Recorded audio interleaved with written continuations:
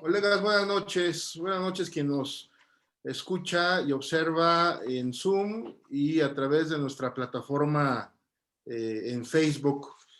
Hoy tenemos una noche de lujo. Nos acompaña pues uno de los mejores penalistas de México.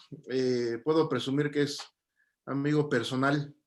Tengo el gusto de tener amistad con el doctor Samuel Hernández de Alba, de quien también pues he compartido algunos espacios académicos y de quien también he aprendido algunos temas del mundo del derecho. Buenas noches, doctor, bienvenido. Gracias por la invitación. Al contrario, doctor, un honor que esté con nosotros. El honor es mío, aquí estar un momentito con ustedes. Gracias, doctor. Pues antes de iniciar, les comento la dinámica de este pequeño curso. Durante la exposición, ustedes pueden realizar cualquier pregunta al doctor, pueden escribirla en el chat del Zoom para que no lo interrumpamos. Y ya yo procederé a leerle la pregunta para que él pueda contestarla. Antes de iniciar, vamos a presentar al doctor Samuel Hernández de Alba. El doctor es doctor en Derecho por la Universidad Nacional Autónoma de México. Cuenta con estudios de posgrado en la Universidad de Harvard, en la California Western School of Law de San Diego, en el Instituto Nacional de Ciencias Penales, en el Departamento de Justicia de los Estados Unidos de Norteamérica y en la Escuela Libre de Derecho. Dentro de su trayectoria profesional, destacó como delegado en los estados de Aguascalientes, Guerrero y Chihuahua, así como titular de la unidad especializada en delitos cometidos por servidores públicos y contra la Administración de Justicia de la antes llamada Procuraduría General de la República. Fungió como representante del Procurador General de la República ante las entidades federativas mencionadas. Asimismo, coordinando y evaluando el desempeño de los agentes del Ministerio Público y policías judiciales federales. Cuenta con más de 25 años de experiencia docente a nivel superior y posgrado, impartiendo las materias de Derecho Procesal Penal, Derecho Penal, ejecución de sentencias en la Universidad Anáhuac, en el Instituto Nacional de Ciencias Penales, en el Instituto Nacional de Estudios Superiores en Derecho Penal, entre otras instituciones, además de ser conferencista en diversos foros jurídicos. Actualmente se desempeña como abogado postulante y socio director del bufete jurídico Grupo de Abogados Consultores. Esta noche, compañeros, pues aprovechenla. El doctor nos va a hablar de la aplicación de la Ley Nacional de Ejecución Penal, que es muy interesante, puesto que ya es una normatividad de aplicación nacional. Doctor, el foro virtual es suyo. Nuevamente, bienvenido. Es un lujo, un honor que estés con nosotros. Gracias, Alfredo. Primero me congratulo de tener al doctor Rafael Martínez, que es mi compañero, mi amigo, ¿sí? De muchos foros, de muchas batallas, podríamos decirlo, sin sabores y sabores agradables, ¿sí? Y me da mucho gusto que me esté aquí acompañando, ¿sí? Obviamente todos los que están aquí son bienvenidos. Quiero compartir pues un poquito de mi experiencia en el tema de ejecución, en el tema penitenciario originalmente, desde que trabajé hace aproximadamente 25 años en el sistema penitenciario y que varias de esas inquietudes las he platicado con mi compañero y mi amigo Rafael. Hay que partir de una base, o sea, ejecución es la última etapa. Ejecución es la última etapa, pero también como se vuelve la última etapa es tristemente igual que el tema de adolescentes, uno de los temas más olvidados. A mí me gustaría y espero que en este foro podamos discutir, platicar, debatir académicamente cualquier tema que quieran dilucidar. Quiero ser muy claro, soy un hombre sumamente crítico, ya a mi edad, ya lo que digo lo que siento, sin filtros, y una de mis mayores críticas es el Poder Judicial. El Poder Judicial está muy empobrecido en materia de ejecución. Cada quien resuelve como cree y tiene un criterio muy pobre, demasiado pobre. Siempre yo platiqué con mi maestro penitenciario, que es un gran penitenciarista difunto, que le rindo honor, que fue el doctor Juan Pablo Tavira, ¿sí? No tienen los tamaños ningún juez para poder hablar de ese nivel, ¿sí? Un doctor admirado y respetado. Ningún juez, ¿eh? Ningún juez. Un penitenciarista de cepa, al que le demos a Moroya de Juárez y todos los eferesos, porque él le costó el matrimonio llegar ahí. Pero bueno, el cual me enseñó muchas cosas, de las cuales en esta nueva ley, cuando le dan la potestad al juez de ejecución para poder supervisar la prisión punitiva y la prisión preventiva, yo creo que deberían preocuparse de no conocer el sistema penitenciario, ¿sí? Pero bueno, ¿qué tenemos? ¿Qué es una pena? Pues una pena, desgraciadamente nos perdemos. No sabemos ni siquiera qué es pena ni qué es punibilidad, para empezar, ¿sí? Todo mundo, hasta los grandes tratadistas, hablan de pena cuando hablan de punibilidad. No es lo mismo pena, no es lo mismo un supuesto jurídico que una consecuencia jurídica. Vamos ahí a empezar. La pena es, la punibilidad es una disposición, es una amenaza que aparece en la ley para aquella persona que comete un delito.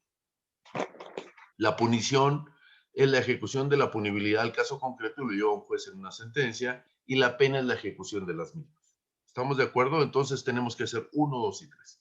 Partiendo de esa base dogmática, muy importante pero muy olvidada, podríamos decir que cuando hablamos de ejecución, no solo hablamos de ejecución de pena, sino también medidas de seguridad, ¿sí? No solo los jueces de ejecución, porque si ven el acuerdo, si ven los acuerdos del Consejo de la Judicatura, pobres acuerdos, tristes acuerdos, ¿sí? 21 y 22 del 2011, ¿sí? Esos acuerdos denominaron a los originales jueces, porque solo el Poder Judicial Federal tiene 3 tipos de jueces. Yo no sé por qué. La Ley Nacional de Ejecución denomina 1, pero ellos tienen 3. Y ellos se entienden como quieren la ley, ¿sí?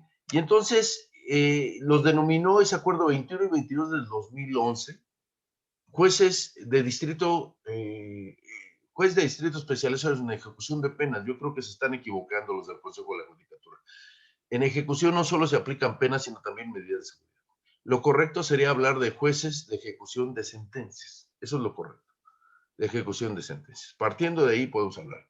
Y hay que diferenciar lo que es una pena. Una pena es sancionatoria, una medida de seguridad es preventiva, ¿sí? Y tenemos una gama en todos los códigos penales de penas y medidas de seguridad.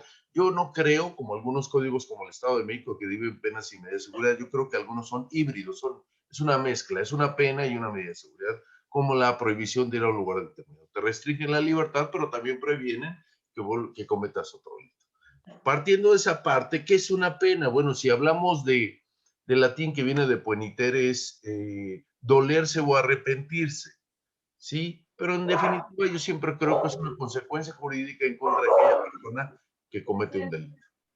¿De acuerdo? Y entonces, ya que tenemos este tema, podemos decir que hemos tenido un avance impresionante, donde la reforma, Nuria, no sea malita, ¿sí? Ándele, gracias. Tenemos un tema interesante. En el 2008 hubo una reforma de 2 artículos importantes, aunque no son la base general de la ejecución. Se reformó el artículo 18 constitucional y el artículo 21 constitucional. Se cambió el rumbo de la ejecución. Ya no hablamos de readaptación porque es un tema discriminatorio, ¿sí? Si hablamos de readaptación, hablamos de desadaptados, y entonces nos dice la Comisión de Derechos Humanos que desadaptados estás hablando de una persona que tiene problemas psicológicos. Entonces se cambió el tema y ahora hablamos de reinserción social. ¿Qué entendemos por esto? Aquella persona que se apartó del buen camino lo podemos reinsertar por medio de 4 ejes de la reinserción social, que son el trabajo, la capacitación por el trabajo, la salud, la educación y el deporte. Esos son los ejes. Son los ejes que debemos seguir, pero otro punto que no menciona ninguno de los libros de ejecución es que pasamos de la teoría del autor a la teoría del acto. ¿Por qué? Porque anteriormente era más inquisitivo el sistema de ejecución, que lo manejaba el Poder Ejecutivo, que los propios jueces. Entonces veíamos agentes de medio pelo que estaban en un comité técnico interdisciplinario que valoraba la readaptación social en ese tiempo de una persona, entonces decían, esta persona está readaptada o no está readaptada. De la experiencia y del trabajo nos dimos cuenta que los psicólogos eran psicólogos de medio pelo o de ínfimo pelo, ¿sí? Entonces sancionaban a la gente peor que un juez penal. Entonces no le permitían, a pesar de lo bien que se pudiera aportar, obtener una libertad, ¿sí? ¿Qué es el fin? ¿Qué es el fin en nuestro país de la ejecución de sentencias? ¿Qué buscamos? El 18 constitucional muy claro. No buscamos sancionar, no es una forma inquisitiva, buscamos darle un tratamiento a las personas para buscar una reinserción social. ¿Estamos de acuerdo? No queremos castigar por castigar. Porque hay 3 teorías importantes, porque podría hablar de 20, pero 3 teorías importantes que son las teorías absolutas, las relativas y las mixtas. México se basa en las mixtas. Ok, te voy a sancionar, pero de esa sanción lo que voy a buscar es que a ti redirijas tu vida. ¿Y cómo lo vas a redirigir? Pues por medio de estos 5 ejes que consideró el constituyente importantes. En la medida que tú te dirijas por esos caminos, entonces vas a lograr una reinserción social. Pero esta gran reforma, miren, todos que no, desgraciadamente en México hay un hiperprocesalismo exacerbado. Todo el mundo trae un Código Nacional de Procedimientos Penales muy apestosado, muy sobaqueado, pero nadie lee otra ley. Y la reforma que hubo en materia de ejecución fue trascendental. O sea, le quitó a un poder que decidía todo, omnímodo, para compartir ese poder, porque ahora la autoridad penitenciaria, que depende del Ejecutivo, y el juez de ejecución, que decide, comparten las decisiones en materia de ejecución.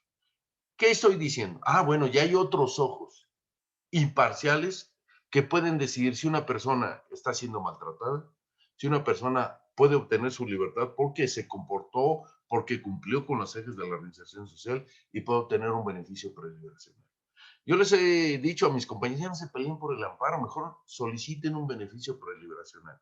Y la verdad es que ejecución, yo cuando lo explico a mis alumnos de maestría y doctorado, a veces se sorprenden por cosas que digo. Yo les digo, a ver, tienes una señora que cometió un homicidio calificado, tiene un hijo que tiene un problema motriz, pues a lo mejor en 4 o 5 años te la llevas. No, pero es que le impusieron 16 años. No, a lo mejor en 5 años te lo llevas. ¿Por qué?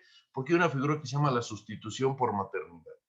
Y te lo puedes llevar, no por ella, sino por el hijo, para que vaya a cuidar a su hijo. Entonces, la ley es sumamente innovadora, pero no iniciamos con esta ley. La reforma del 2008, como ya les dije, modificó el artículo 18, reorientó la reinserción social, ¿sí? Generó el régimen de excepción en materia penitenciaria y además creó desgraciadamente, veladamente, no lo dice el 21, pero si revisan el artículo 21, tercer párrafo, que es una creación, le da también potestad al Poder Judicial para modificar las penas. ¿Estamos? ¿Sí? No lo dice, lo dice la exposición de motivos, pero el artículo no lo dice como tal. Entonces, esa reforma que tuvo una vacatio legis de 3 años, no de 8. ¿Por qué de 3 años? Si revisamos la exposición de motivos de 2008, nos escandalizamos, porque es sumamente dura. Dice, la gran corrupción, discrecionalidad y mal manejo que ha tenido el Poder Ejecutivo nos hace importante que la vacatio legis sea de 3 años, no de 8. ¿Sí? ¿Cómo experimentamos? Bueno, experimentamos de una forma muy amarga. Primero, ¿sí? Se generó a nivel local sus leyes de ejecución de distintos nombres, ¿sí? Hubo que nada más modificó su propia ley ya anquilosada como el Estado de México, que no es un ejemplo de nada, ¿ok? Y a nivel federal, ¿qué es lo más triste? O sea, todo el mundo piensa, y mire que yo trabajé en el Estado federal mucho tiempo, que el Poder Judicial Federal está muy bien en los temas. Desgraciadamente no, ¿sí? Una vacatio legis de 3 años, ¿sí? Que señaló el quinto transitorio de la reforma de 2008, para que se generaran las instituciones y las leyes adecuadas en materia de ejecución. Pues a nivel local, les puedo decir que la Ciudad de México cumplió cabalmente, generó una ley de ejecución y de reinserción social, parcialmente porque generó 2 juezas en el reclusorio sur que cumplieron inclusive con las reglas de la oralidad, pero a nivel federal, pena ajena, y siguen siendo pena ajena, ¿eh? Ningún consejero sabe de ejecución. Ninguno. Y ni los jueces, ¿no? Me perdonará mi compadre Miguel Ángel Aguilar, porque él era el que me fomentaba que yo estuviera en ejecución. Y no se puede discutir en ese tema porque entonces a lo mejor ya la magistratura no duró. Pero bueno, ¿qué es lo que hizo el Poder Judicial? Fíjense lo que les voy a decir. Porque a mí me duele que cuando libros y libros y libros y luego aparecen unos neopenalistas que dicen estrategias de litigación y no llevan un solo asunto, pero hay que aprender. Sí, Marco. Sí, Marco. Ah, bueno. Yo creo que, bueno, estrategias de litigación, sí, pero la verdad es que eso se aprende en la práctica. Desgraciadamente lo que dice el libro, creo que Rafael y yo estamos de acuerdo, y Alfredo, lo aprendemos día con un sudor y con una tristeza a veces anquilosada y con una frustración. Una cosa dice el libro y otra es lo que decide un juececillo de medio pelo, ¿sí? ¿Sí? Con un criterio paupérrimo, ¿sí? En los temas. Bueno, pues bueno, también lo que pasó a nivel federal fue muy triste. ¿Por qué fue muy triste? Fíjense que hubo una vacatio de ley constitucional, quinto transitorio, y en lugar de emitir una ley federal de ejecución, lo que emitieron fue, como el poder legislativo se le olvidó legislar y generar una ley federal de ejecución, el Consejo de la Judicatura, con dos acuerdos que son el 21 y 22 del 2011, 22 y 23, perdón, de 2011, solventaron ese problema y por medio de un acuerdo o dos acuerdos, ¿sí? Implementaron el sistema de ejecución. Nadie ha escrito un artículo en las revistas y revistas del abogado Fifi, todo el tema ahí, ¿no? Cuestionada ahora, ¿no? ¿Sí? En la revista que sea la del INACIPE, nadie ha dicho, oye, esto no puede suceder. ¿Cómo un acuerdo del Consejo de la Judicatura, ¿sí? Puede suplir una ley federal? O sea, no lo puedo creer. Pues bueno, así fue. Entonces crearon sus jueces, crearon 3 jueces en el Estado de México para, como forma de apelativo. Y entonces han hecho lo que han querido, lo siguen haciendo, ¿sí? Y entonces del 2011, voy a hacerlo un poco breve porque tenemos 2 horas. Entonces, con eso, con ese acuerdo, con las leyes locales, resulta que el constituyente dijo, no lo hicieron bien, no aprendieron, son tontitos. Entonces les voy a generar una ley nacional de ejecución penal, porque no entienden ni los estados ni la federación. Entonces genera una ley nacional de ejecución. Hubo una reforma del 2013 al artículo 73, fracción 21, y generó, ¿sí?, el inciso C, de lo cual genera 4 leyes nacionales, robando la soberanía de los estados. Y entonces dice, en materia procesal, no se los tengo que explicar, mecanismos alternos, adolescentes y ejecución, vamos a emitir una ley nacional cuya vacatio ley va a ser hasta el 18 de junio del 2016, empatando la vacatio ley procesal con la de los otros 3 temas. ¿Estamos de acuerdo? 4 temas. Entonces, el 16 de junio del 2016, ¿sí?, se emite la Ley Nacional de Ejecución Penal que entró en vigor el 17 de junio del 2016. Una ley con una mano importante, académica, pero respetable, que fue el doctor Miguel Sarre, ¿sí? Muy garantista para mi punto de ver, pero desgraciadamente en la práctica no la entiende, ¿sí? Esta ley, no me meto al anterior porque quiero hablar de lo que está vigente. Esta ley genera toda la normatividad en materia de ejecución, pero es sumamente ambiciosa. ¿Por qué? Porque no solo dice, a ver, tú juez de ejecución vas a poder modificar una pena o una medida de seguridad, ¿sí? Sino que también vas a supervisar la prisión preventiva. Tienes un procedimiento administrativo por el cual, cumpliendo las reglas Mandela, cualquier persona que esté privada de la libertad preventivamente o en ejecución de pena podrá ir a ti para recurrir e inconformarse de todas las graves violaciones que puedas tener en privado de la libertad. ¿Me siguen? ¿Estamos de acuerdo? ¿Sí? Por más que nos digan, a ver, una cosa es que nos diga el sistema acusatorio qué es lo que quiere y otra cosa es que lo haga. Y la ley de ejecución es un gran ejemplo, ¿sí? Cuando nos vendieron el nuevo sistema acusatorio, nos vendieron que la prisión iba a ser la última ratio, ¿verdad, Rafael? La última ratio. O sea, era la última instancia por la cual, y vemos la ley de ejecución y el 90%, por no ser tan ambicioso, habla de prisión general, como la quieran llamar. O sea, les dedica 10 artículos a otras medidas distintas a la prisión. ¿Qué nos está diciendo la ley de ejecución? En México, hoy por hoy, lo más importante dentro del derecho penal es la privación de la libertad. Así, la ley de ejecución es clara.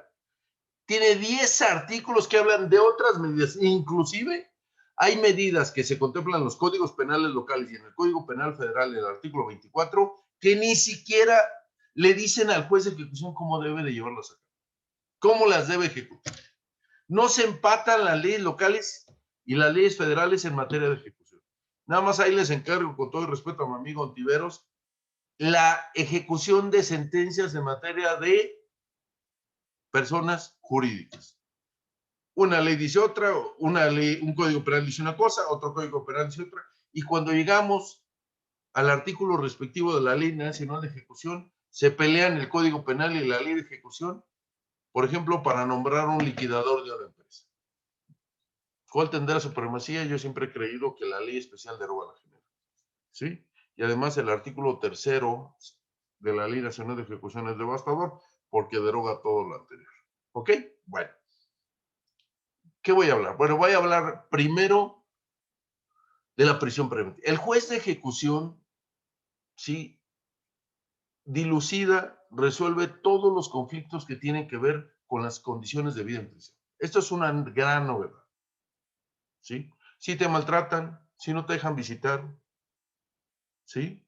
Si no te dejan tener visitas conyugales, si te están trasladando. Tan es así que el artículo 115 de la Ley Nacional de Ejecución contempla una figura sumamente importante que se llama caso urgente. ¿Qué implica este caso urgente? Que los jueces de ejecución tienen suspensión como si fuera juez federal en materia de amparo. Y esto es un tema delicado, ¿sí?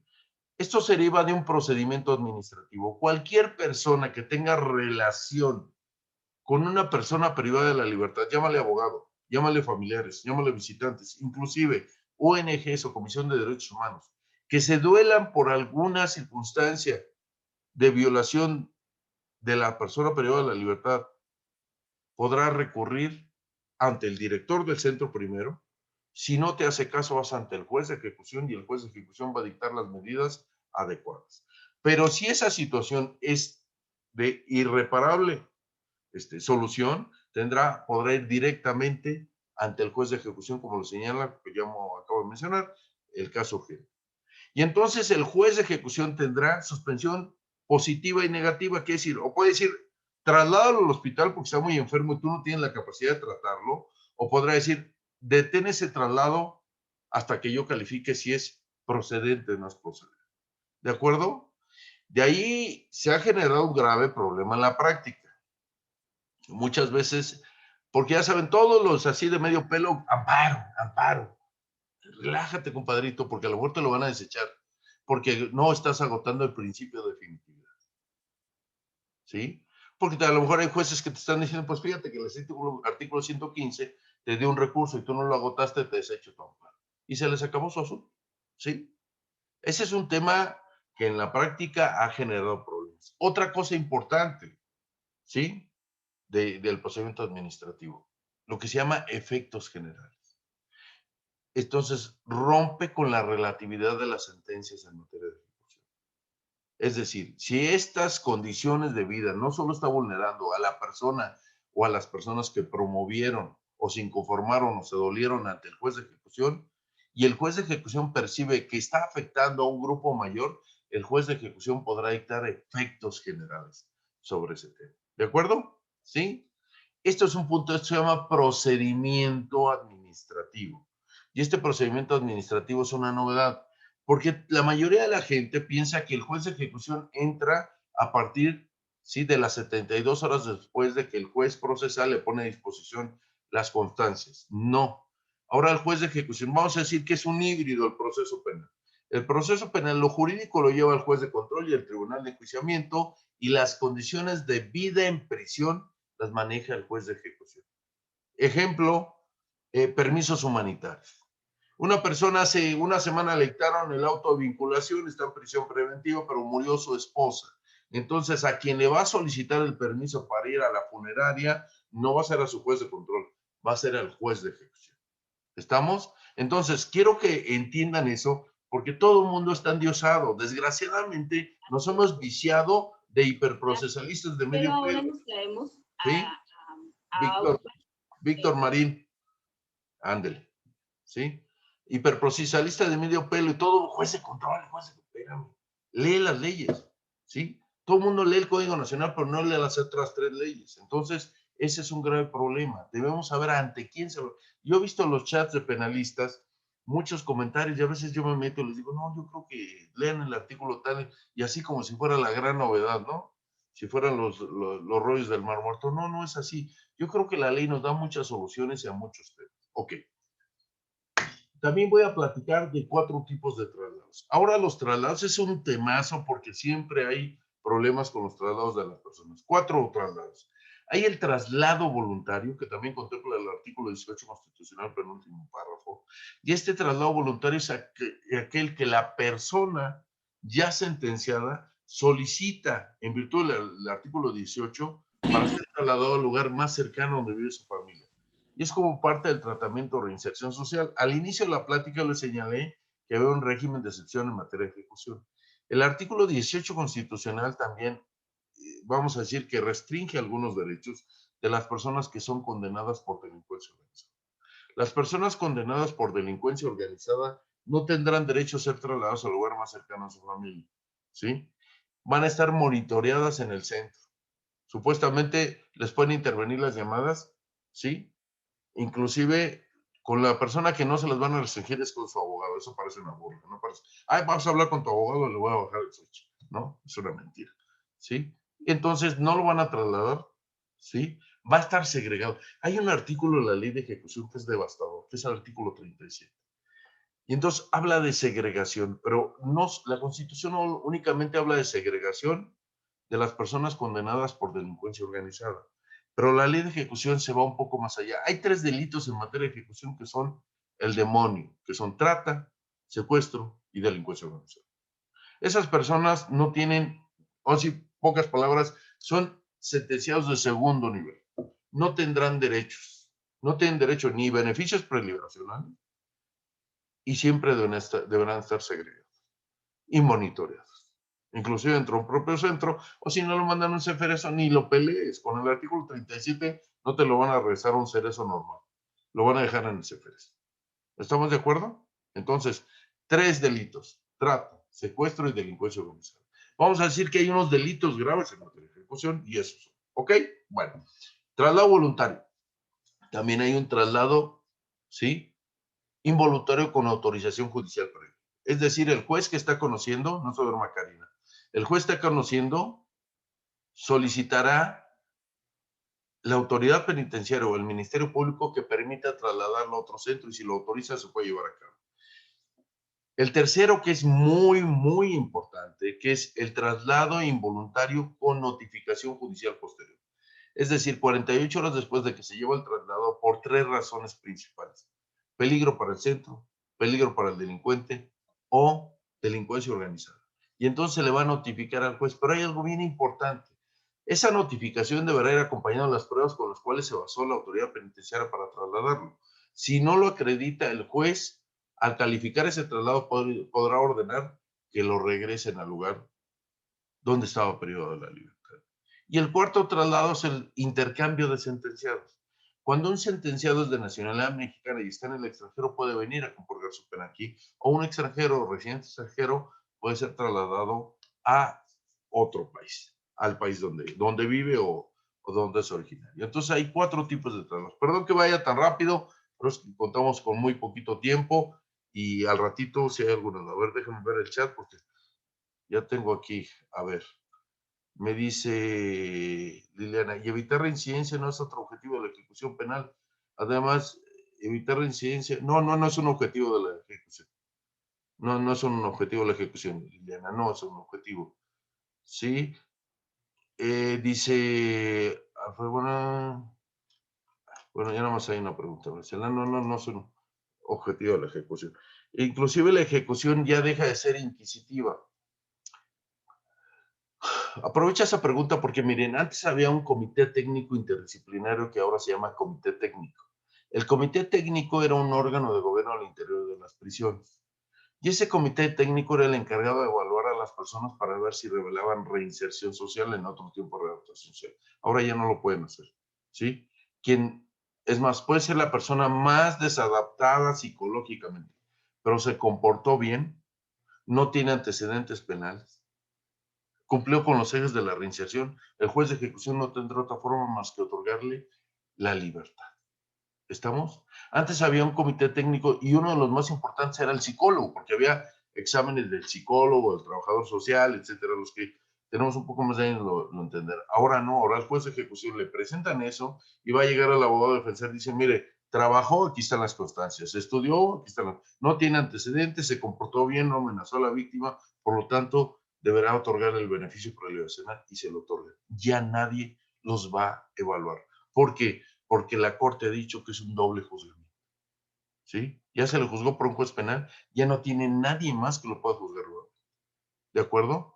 Y quiero que entiendan eso, porque hay muchos jueces en los estados como Baja California Sur, que eso no lo entienden y les mandan a hacer estudios de personalidad, está drogado. En ninguna parte de la Ley Nacional de Ejecución habla de estudios de personalidad y siguen con esos atavismos y los nombran jueces, no lo puedo creer. Y yo en alumnos que les digo, ay, qué maestro, es que ustedes de personal, le dije, revisa la ley, por ejemplo, doy clases de viernes a sábado, le digo, revisa la ley y me dices dónde dices. Y no, es que no dice nada, es que el juez lo ordena. Pues el juez está cometiendo una ilegalidad, debes de denunciarlo porque es un delincuente, ¿sí? Porque está vulnerando los derechos fundamentales de las personas, ¿sí? No existe, ya no existen estudios de personalidad. Las personas, si se portan bien y cumplen con los requisitos de la ley, 136, 137%, puede obtener un beneficio prelacional. Nadie los puede valorar nuevamente. El único que va a valorar jurídicamente, no personalmente, es el juez de ejecución. Y él tendrá la última palabra. ¿Me siguen? ¿Estamos de acuerdo? Quiero que entiendan este parteaguas. Mucha gente tiene atavismos del pasado, ¿sí? Y creen que una persona debe ser valorada psicológicamente para poderle darle permiso a obtener una libertad. Ya no existe eso. Lo que buscan ahora es que cumplan con los ejes, ¿sí? Por lo tanto, dentro de esos ejes hay un plan de actividades, un punto muy importante.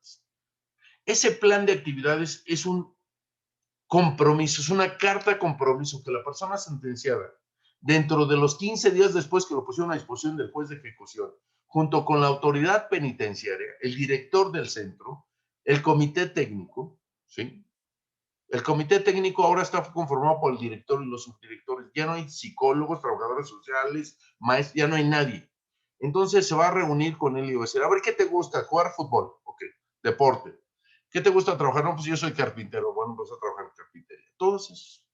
Porque dentro de 5 años, si tu sentencia es de 10, vas a venir con tu abogado defensor o tu abogado de oficio y me vas a decir, oiga, quiero solicitar una libertad condicionada. Ahorita voy a hablar de los beneficios provisionales. Y dentro de esa libertad condicionada te la estoy solicitando porque he cumplido con ese plan de actividades. Yo me comprometí a trabajar, estudiar, hacer deporte y lo cumplí. Por lo tanto, solicito una libertad anticipada. Y entonces el juez de ejecución no tendrá otra forma que otorgárselo, porque cumplió con lo que le pidió el 18 constitucional. ¿Estamos? ¿Sí? Y entonces con los requisitos que señala la ley de ejecución. Que ese es lo más importante y con eso voy a entrar en la segunda parte porque los beneficios. Entonces, autoridades importantes, autoridad penitenciaria. ¿Quién es la autoridad penitenciaria? El director del centro del comité técnico. ¿Sí? Autoridad importante, el juez de ejecución. ¿Sí? El juez de ejecución, que es un juez que va a conocer desde que la persona está en prisión preventiva, es decir, desde que se dicta el auto de vinculación, así debería ser, o cuando se le dicta una sentencia con privación de la libertad 72 horas después de que se dicta esa sentencia o que se cumple la orden de represión, ¿sí? Y aquí quiero ser muy enfático en dos temas. Sustitución de la pena. Hay dos tipos de sustitución. Yo le llamo sustitución penal y sustitución preliberación. Una cosa es que a ti te hayan sentenciado a nivel federal a 3 años y medio, a 2 años, y le solicites al juez de control o al tribunal de enjuiciamiento que te sustituya la pena, ¿sí? Porque el delito lo permite y los requisitos lo permiten. Si es a nivel local en la Ciudad de México, son 5 años hacia abajo. A nivel federal se conoce como sustitución y condena condicional. A nivel de la Ciudad de México tenemos sustitución y suspensión condicional de la sentencia. ¿Sí? Y otra cosa es la sustitución como preliberación. ¿Estamos? Porque se confunde. Uno viene de la mano del número de años que te dictaron en la sentencia y otro que está en el artículo 144 de la Ley Nacional de Ejecución señala otros requisitos que me parecen hermosos y eso los voy a tratar dentro de un momento. Porque si la mayoría de abogados nos pusiéramos a trabajar en ejecución, a lo mejor nos iría un poco mejor, ¿sí? Y obtendríamos la libertad de nuestros clientes en menor tiempo. Yo quisiera que hubiera más foros, más pláticas, porque ya de que, plática, así mi amigo Rafael y yo vemos, plática, contrainterrogatorio, otra vez. Juicio abreviado, otra vez. De ejecución vemos muy poco. No te rías, Alfredo, ¿a poco no? ¿Sí? Entonces, ya, y luego aparece ahí unas chicas de Lola, ¿no? Que son especialistas en técnicas de litigación. Yo nunca las he visto en ningún juzgado, pero bueno, ¿sí?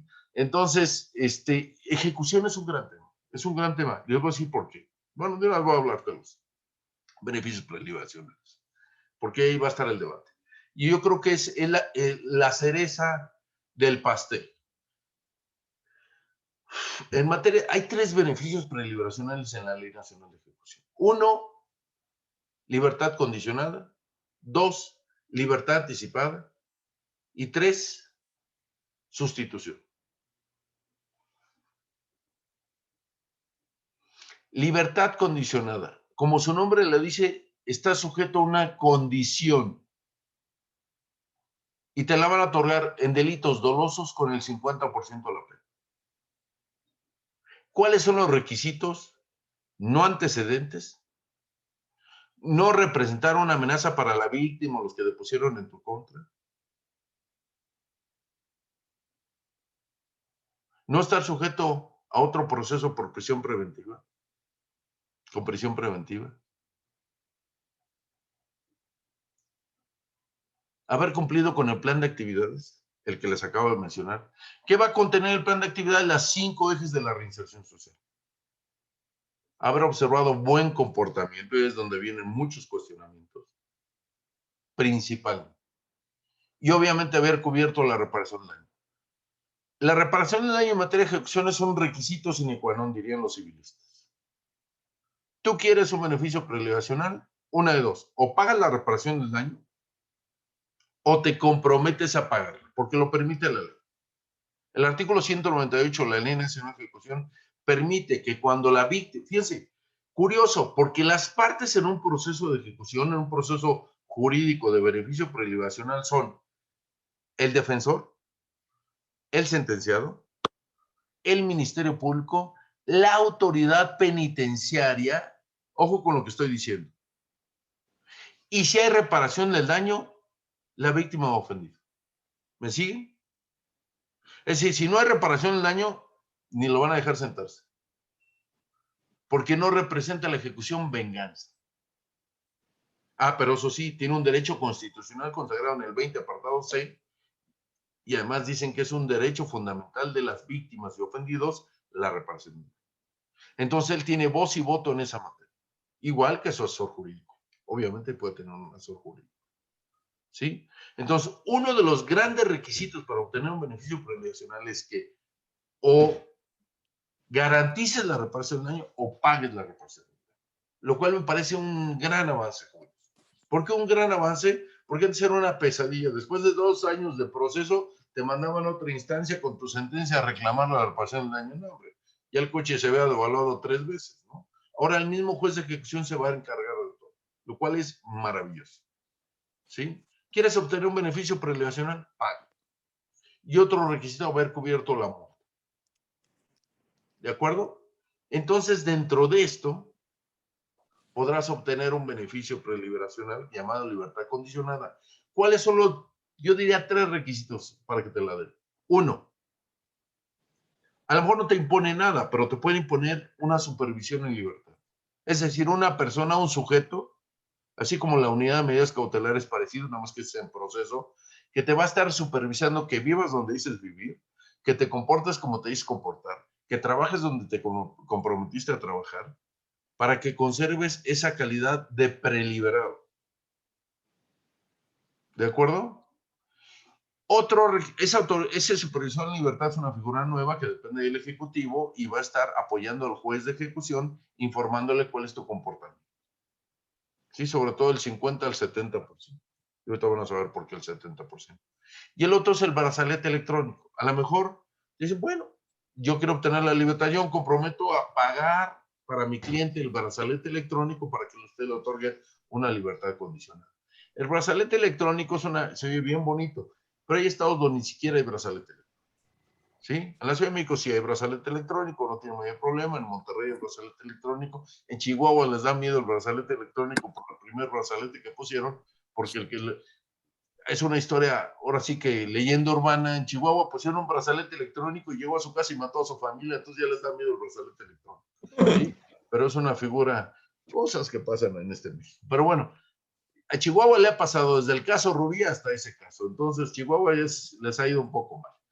Ok, entonces esos son los dos requisitos. Y yo diría un tercero que les acabo de explicar. El artículo 156 y 198 de la Ley Nacional de Ejecución, que es el comprometerte a cubrir, inclusive en plazos, la reparación de daño. Hay jueces, como un juez de Guerrero muy famoso, que da clases también, que él dice, yo prefiero que la gente se vaya en libertad, porque es más fácil que la gente en libertad te pague que privado de la libertad. Tiene cierto grado de razón. ¿Sí? Pero también hay un riesgo que nunca lo saber. ¿Me siguen? Entonces yo diría que hay tres requisitos. Uno, no dicho en la ley directamente, pero sí también importante, que es el que se comprometa a reparar el daño en un tiempo determinado. Hace un momento les dije que el 70%, porque hay otro beneficio que es mucho más trascendental, que se llama libertad anticipada. 70% en delitos dolosos, 50% en delitos culposos. Doctor, tengo una pregunta de los compañeros que están viendo por Facebook. Dime, Alfredo. Dice aquí, entonces, si se le impuso tantos años de prisión, pero fue absuelto para la reparación del daño, ¿no se tiene que notificar a la víctima de la solicitud de libertad condicional? No, ni siquiera es parte. Ni siquiera es parte. ¿Estamos? La ley es muy confusa. También señala otro supuesto, cuando se dilucide el esclarecimiento de los hechos. Eso ya es un contrasentido. Ya los hechos deben estar esclarecidos en la sentencia, ¿no? Realmente donde son parte es la reparación. Es más, Alfredo, si no condenan a una persona a reparación de daño, adiós la víctima. ¿Estamos de acuerdo? O si se solventa la reparación del daño en la sentencia.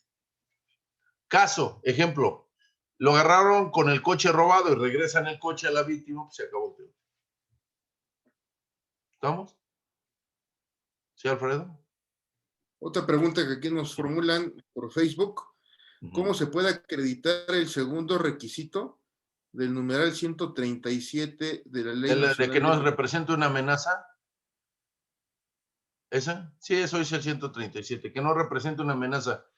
Más bien, ¿cómo lo tendrá que acreditar la autoridad penitenciaria que hubo una amenaza? Tú no puedes llegar, es que él es una amenaza, no, tienes que probarlo. ¿Sí? No es que, ay, es que él es una... No. Con palabras no, tiene que mediar pruebas. Pruebas, yo te puedo decir, ¿qué pruebas? Yo soy el asesor jurídico. Voy a decir, mira, aquí ofrezco un perito en materia de telefonía donde extrajo todos los mensajes de mi cliente donde llamadas del reclusorio norte lo están amenazando. Por lo tanto, no se cumple con el segundo requisito. Yo lo estoy acreditando. Así lo puedo acreditar, Alfredo. Pero llegar y decir, no, es que es muy malo, malote, ¿no? Va a representar, no, eso no puede ser. ¿Sí? No hay supuesto. Estamos hablando de derecho y tienen que mediar pruebas. ¿Estamos de acuerdo, Alfredo? Así lo podrías probar.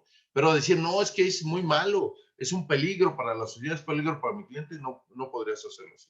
Si no lo pruebas, mejor ni lo digas. Se van a burlar de ti, no dice. ¿Sí? Y muchas veces en las audiencias lo que generamos es acuerdos probatorios previos. De esos requisitos del 137, si no tienes nada que decir, mejor no tiene un acuerdo probatorio. ¿Sí? Y se acabó. ¿Qué son las cosas que más se cuestionan? Yo creo que una de las cosas que más se cuestionan, Alfredo, es el buen comportamiento, que no cumpla con los requisitos del plan de actividades, eso, ¿sí? Por ejemplo, ¿por qué no el plan buen comportamiento? Pues fíjate que tuvo 2 sanciones disciplinarias. Ah, bueno, entonces a lo mejor no se portó bien. Entonces sería materia de debate en la audiencia de ejecución. Pero ponerte a dilucidar si cumplió el tiempo, no cumplió el tiempo, cuando ya está totalmente acreditado, mejor lo generas como un acuerdo probatorio y adelante. ¿De acuerdo? Originalmente en las primeras audiencias tardaban 8 horas. Ahora se tardan 1 hora o media hora. Porque a lo mejor están totalmente de acuerdo las partes. Inclusive hay un vicio en materia de ejecución. Hay jueces federales que cuando no ven ninguna oposición del Ministerio Público o la autoridad penitenciaria, lo resuelven por escrito. Ni siquiera van a audiencia. Yo no estoy de acuerdo. Yo no estoy de acuerdo porque la ley no lo contempla. Otro punto importante. La contraparte del abogado defensor, esto quiero que lo anoten con rojo. ¿Sí? La contraparte del abogado defensor es la autoridad penitenciaria, no el Ministerio Público. El Ministerio Público verifica la legalidad. Pero ¿quién es el real opositor del defensor? Es la autoridad penitenciaria. Y la ley de ejecución dice que la autoridad, y aquí en México tenemos ese gran vicio, ¿sí? Porque los jueces permiten que el Ministerio Público se convierta en representante de la autoridad penitenciaria y la ley lo prohíbe expresamente. ¿Estamos? ¿Alguna otra pregunta, Alfredo? Ningún doctor, son todas por Facebook. Bueno, ok. Entonces, libertad anticipada. Son casi los mismos requisitos. Plan de actividades, no antecedentes, no amenaza, que cumpla con el tiempo, no estar sujeto a un proceso, nada más ahí habla de prisión preventiva oficiosa, reparación del daño, multa, y esto representa una libertad absoluta. Es decir, ya no lo pueden requerir, buscar, es una libertad absoluta como si hubieran cumplido con la pena de punta cola que le llevan los penitenciaristas. Esto es muy, muy importante. Entonces, los dos beneficios preliberacionales por excelencia son libertad condicionada y libertad anticipada. Pero voy a tocar un tema que nadie toca, que se llaman derechos adquiridos.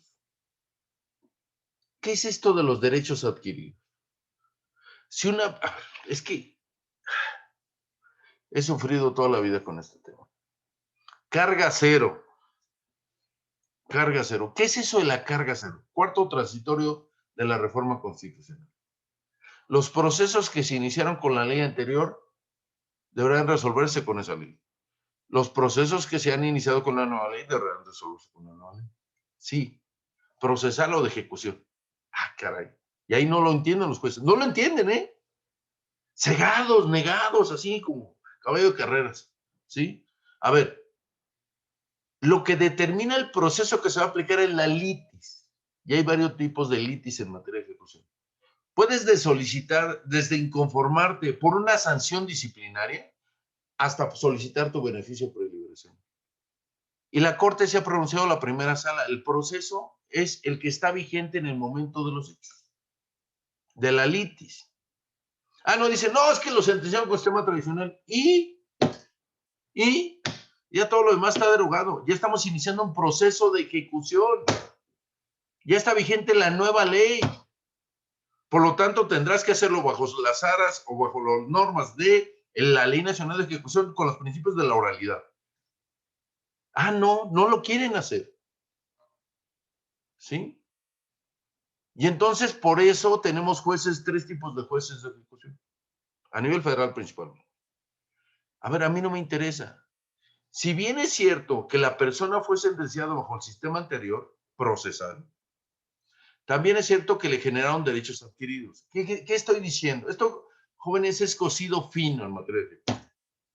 O sea, voy a hablar a nivel federal porque si meto la ley local no acabo nunca. Pero la ley de normas mínimas para la readaptación social de sentencias de 1971 contemplaba junto con el Código Penal 3 beneficios preliberacionales: libertad preparatoria, remisión parcial de la pena y tratamiento preliberacional. Que de hecho el tratamiento preliberación ni siquiera una preliberación, pero así lo manejaron porque así se hizo el negocio. ¿Sí? Dime, Alfredo.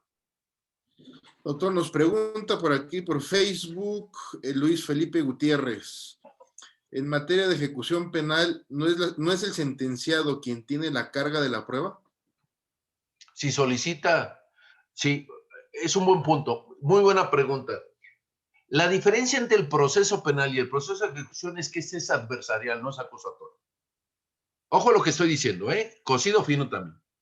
El proceso penal es acusatorio porque quien tiene, de acuerdo al 20 constitucional, la carga de la prueba, y aunque a veces nos lo doran la píldora, ¿sí? Y nos chorizan en enriquecimiento ilícito y lavado de dinero, que manipulan y los jueces no son garantistas, porque no es cierto, pero bueno, en materia de proceso penal, quien acusa es el Ministerio Público. En materia de ejecución, no. Quien solicita tiene que probar que lo que solicita está acreditado. Es buena pregunta. Si yo solicito el beneficio preliberacional, yo tengo que acreditar que se cumplen los requisitos del 137, porque yo soy el abogado del sentenciado. Porque aquí el proceso es como el proceso civil. Quien afirma tiene que probar.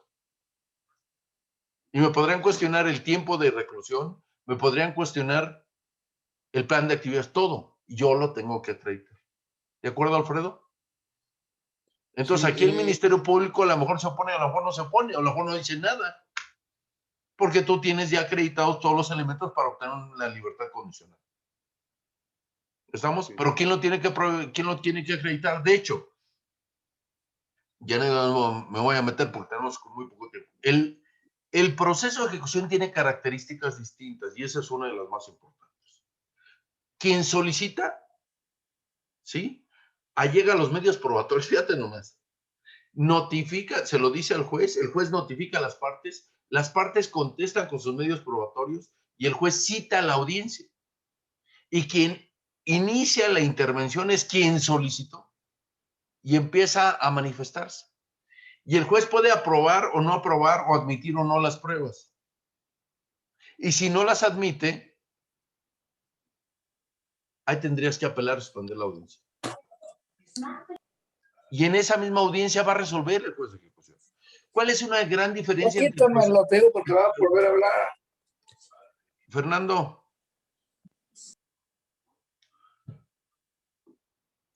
La gran diferencia entre el proceso penal y el proceso de ejecución es que el proceso de ejecución, la audiencia intermedia y el juicio oral se llevan en una misma audiencia. ¿Estamos? Entonces, a la pregunta que ya abundé un poco más, así la respondería. Sí, efectivamente. Quien solicita tiene que probar. Pregunta Ado GB. Si el sentenciado no tiene para reparar el daño, ¿es un obstáculo para la libertad anticipada? Si el sentenciado no tiene para reparar el daño, pues gracias por participar, ¿no? Esa es una pregunta que me llama la atención, pero la verdad es que pues la víctima es la víctima, ¿no? Yo creo que ya es importante darle su espacio a esta gente, ¿no? Yo no mandé hasta que me robaran, ni que me robara el coche, ni que matara a mi familiar, ¿verdad? Entonces, pues, yo creo que tiene una responsabilidad social y personal el delincuente, ¿no? Si no tiene, pues se va a quedar hasta el final. A menos de que la víctima o el ofendido den la venia para que, o que lo perdonen. Hay otros mecanismos, ¿sí? Mecanismos alternos, pero esos mecanismos alternos son un poco entendibles en nuestro país, que se llama justicia restaurativa y mediación penitenciaria. La mediación tiene otra naturaleza, pero la justicia restaurativa que se da solo en ejecución, aunque a veces muchos tratadistas la confunden con los mecanismos alternos de solución de controversias procesales, no existe ahí sino en ejecución. Esta justicia restaurativa lo que busca es la reconstrucción del tejido social. Esto es precioso. Ese es un gran tema. Me gustaría hacer un doctorado sobre ese tema. La reconstrucción es decir, el avenimiento entre el perdón de las dos partes, el entendimiento del por qué y para qué el delito. ¿Sí? Pero la finalidad no es la reparación del daño. Ojo lo que dice. La ley de ejecución no dice, Fernando, la ley de ejecución no te señala que la justicia restaurativa busque la reparación del daño. Busca la reconstrucción del tejido social. Esta es una figura muy adelantada y muy vieja a la vez. Es muy vieja porque las tribus nómadas solucionaban sus conflictos por medio del diálogo. Aquí lo que se prioriza es el diálogo, ¿ok? Pero hay países como Nueva Zelanda que toda la justicia para adolescentes se resuelve por justicia restaurativa. En nuestro país es una figura nueva. Yo creo que hay delitos de alto impacto y de bajo impacto. Los de alto impacto difícilmente los vamos a poder poner a platicar las personas para lograr una reconstrucción del tejido social. Yo creo que es un intento y vamos avanzando. Además es un proceso caro. Estos dos procesos, ya hablé también de la mediación penitenciaria. La mediación penitenciaria es una figura alterna para no iniciar un procedimiento administrativo de sanción y para no judicializar temas entre conflictos que estén entre las personas privadas de la libertad, que ahora lo correcto es no hablar de internos, no hablar de reos, sino personas privadas de la libertad, PPLs, ¿sí? Y estas personas privadas de la libertad llegan a tener un conflicto, inclusive con los custodios, pues lograr por medio del diálogo, con la intermediación de un facilitador en ambos procesos y solventar el conflicto. ¿Estamos? Pero no, la reparación del daño es indispensable. Es un derecho fundamental de la vida. Ya la Corte lo dice. Qué bien, me parece bien. ¿Sí? Me parece bien. Y muchos de los asuntos, sobre todo patrimoniales no violentos, la víctima no quiere que lo metan a la cárcel, quiere que le paguen. ¿Sí? Claro, hay atavismos, hay revanchas, somos latinos, no somos pasionales. Y yo cuando era Ministerio Público Federal había gente que me decía, no, yo no quiero que me pague, yo quiero que se pudra en la cárcel. Yo creo que esas figuras ya vamos avanzando hacia otro camino. ¿Sí? Yo creo que hay que superar esas etapas. Ese es un punto muy importante por lo que la víctima, es más, fíjate, si hay una audiencia de ejecución y no comparece la víctima, la audiencia se lleva. Estamos, porque si no, imagínate, difiriendo las audiencias, pues nunca va a salir la persona que tiene derecho a una preliberación. Por otra parte, voy a hablar de la sustitución. La sustitución está en el artículo 144 de la Ley Nacional de Ejecución. Y la sustitución tiene varios puntos. Voy a explicar principalmente tres. La sustitución no tiene, como en las luchas, límite de tiempo. No te requiere el 50 ni el 70. La fracción primera y segunda es muy importante porque habla de la paternidad. Si tú tienes un hijo menor de 12 años o con un problema, con una discapacidad, puedes solicitar al juez de ejecución que te otorgue una sustitución. Sustitución. Es decir, otra medida, que podrá ser el confinamiento, prisión domiciliaria. Para que vayas a atender a tu hijo. No es un beneficio directamente para el sentenciado, es un beneficio para el menor. Si lo que se busca es el interés superior del menor. Que se proteja, que no generemos otro problema social. ¿Queda claro? Siempre y cuando la persona no represente un peligro para el menor. Otro punto, fracción tercera, salud, senectud, 70 años. ¿Sí? O situación de incompatibilidad de la pena con la condición de la persona. Un cuadrapléjico, por ejemplo. ¿Sí? 70 años, entonces vas a poder solicitar que te sustituyan la pena por senectud. No implica el tiempo, no te señala 50, no te señala 70%. Inclusive la fracción cuarta habla del sentenciado colaborador, que no he visto ningún artículo ahí del INACIPE, de alguna revista. Sentenciado colaborador. ¿Qué es eso del sentenciado colaborador? Aquella persona que, fíjense, colabora no solo con la impartición de justicia o con la procuración de justicia, puede colaborar con la autoridad penitenciaria y se le puede otorgar un beneficio. ¿Estamos? De hecho, lo que viene en la mano del 144 es el 146. ¿Y de qué habla el 146? De preliberación por política penitenciaria. Y esto es importante. No solo el abogado defensor, no solo el sentenciado podrá solicitar su beneficio por liberación, sino también la autoridad penitenciaria. ¿Me siguen? Primero voy a decir algo. Los 3 beneficios anteriores no se van a tocar. ¿Qué quedamos? Trata, secuestro y delincuencia organizada. No hay beneficios para ellos. Y cuando vamos a la preliberación por política penitenciaria, ¿qué es esto? Que la autoridad penitenciaria pueda ir ante el juez de ejecución y decir, a ver, estas personas que ya cumplieron 70 años, dales un beneficio preliberación, ¿no? Sustituye la pena. Lo podrá hacer porque hay una serie de supuestos, entre ellos el sentenciado colaborador. Cuando la víctima es el Estado.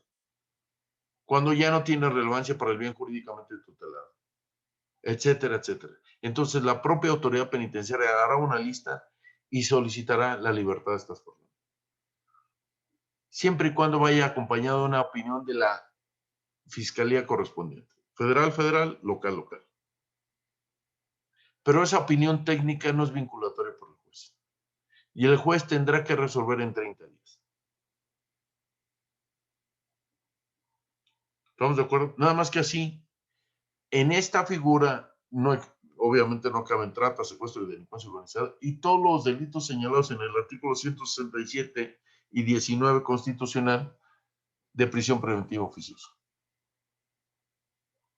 Otro punto importante es que aquella persona que no haya sido contemplada y sienta con derecho puede ir recurrir directamente o ir directamente ante el juez de ejecución para decirle, el director como no me quiere, no me incluyó en la lista, pero yo cumplo los mismos requisitos y el juez va a resolver. Tengo una pregunta, perdón. Adelante, Liliana. Sí, ¿a qué se refiere cuando sea la reinserción irrelevante?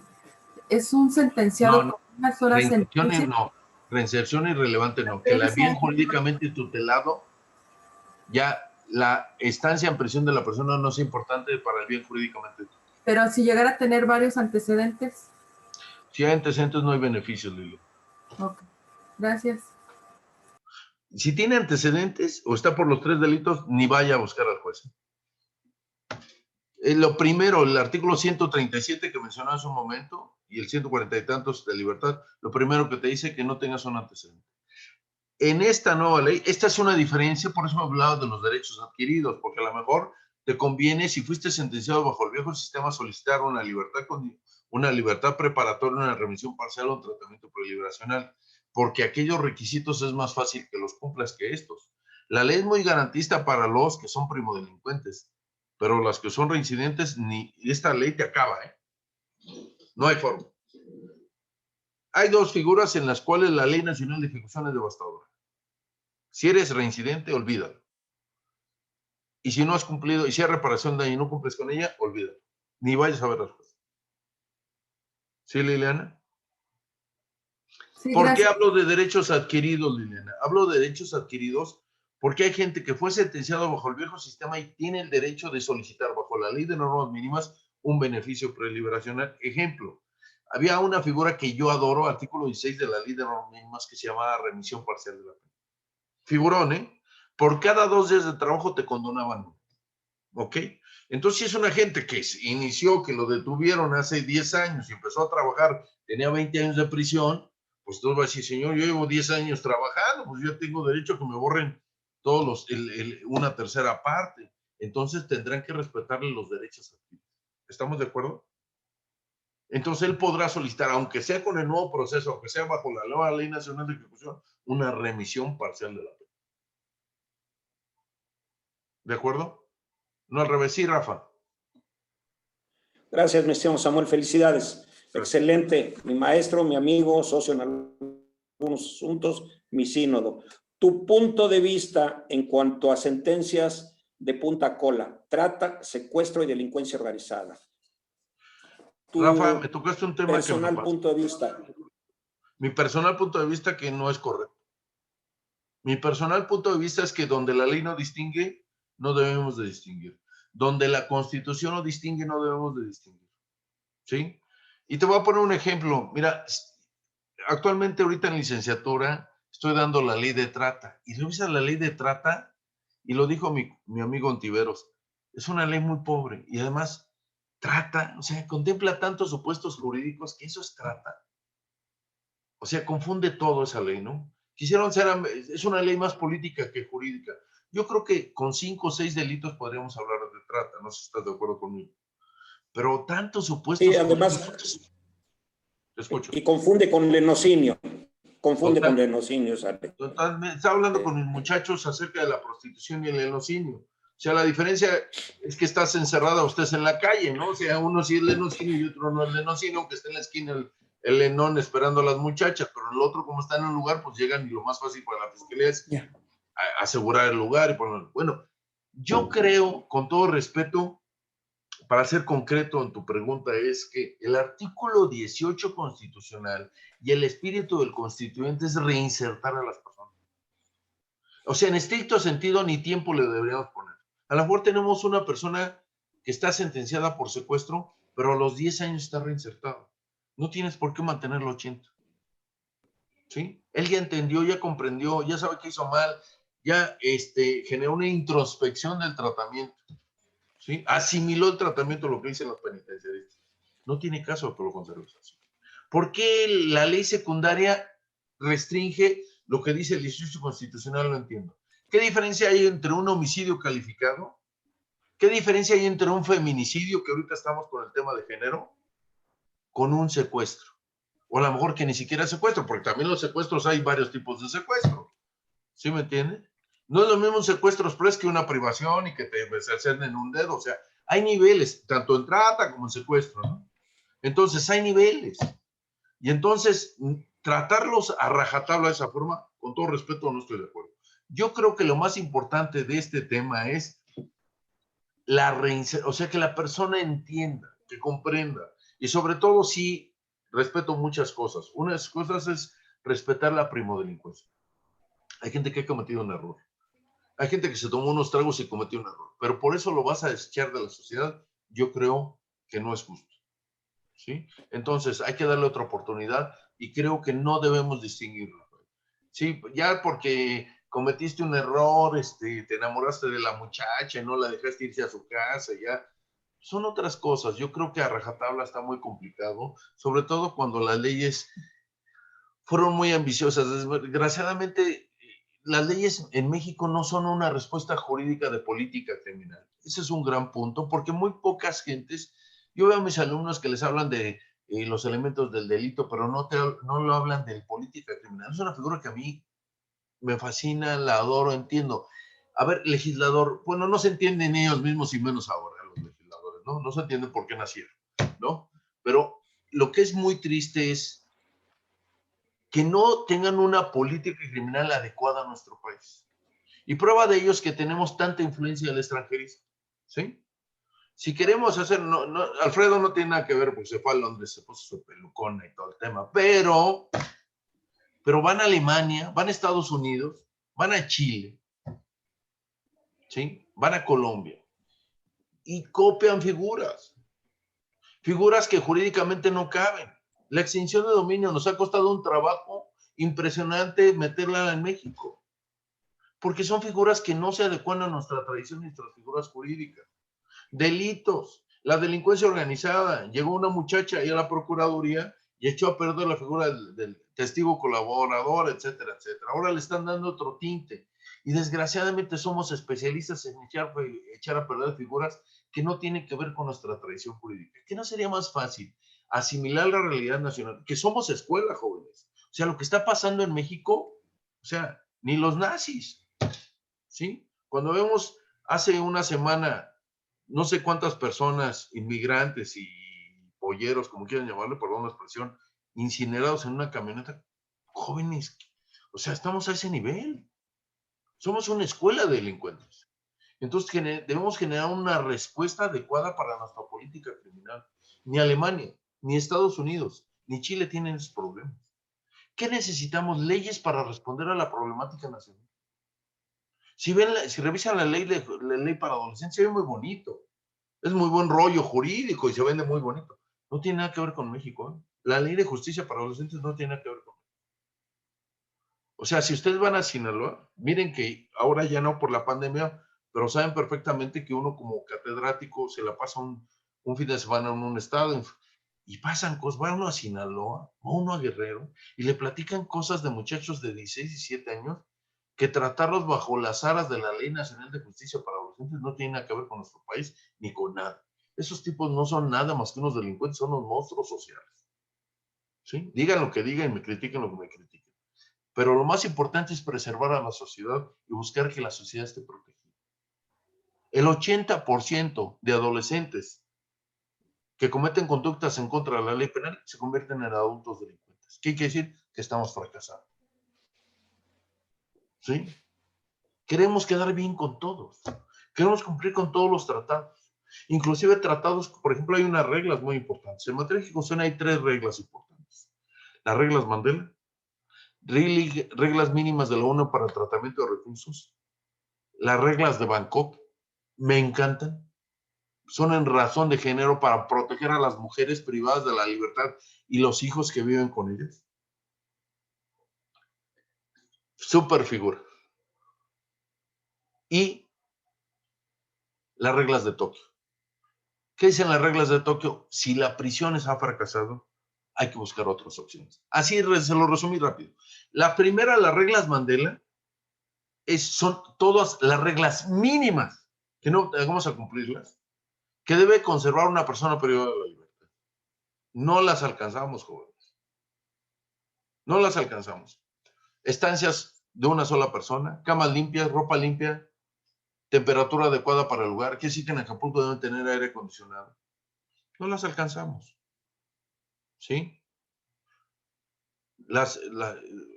Todo lo mínimo. Bueno, tiene una serie de temas. Pero bueno, las reglas de Bangkok, no, hombre, mis respetos.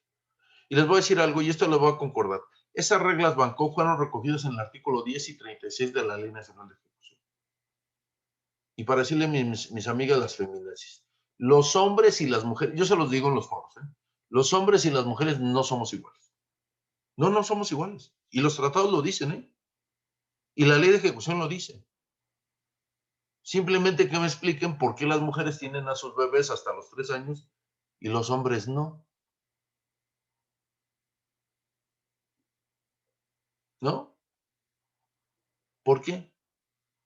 ¿Por qué tenemos reglas mínimas dictadas por las Naciones Unidas para todas las nacionalidades?